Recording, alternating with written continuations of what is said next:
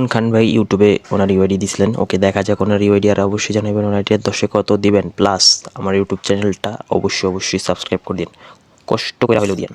দেখা যাক ভাই আইডি। ওকে, ইউআইডি দেওয়া যাক। আইডি কিন্তু ওই এটা কি, ও ইমন নেক্সট, আমি বললাম মিমলা 1 ঘন্টা আগে লাইনে ছিলেন। ওকে, আইডিতে প্রবেশ করা যাক সরাসরি।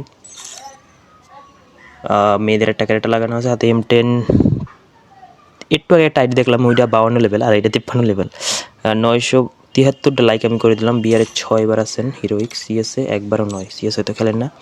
হেডশট রেড আছে বিআর সিএস এর। ওকে, কিছু গান স্কিন সাজানো আছে, প্লাস গ্লু হলের স্কিন আছে।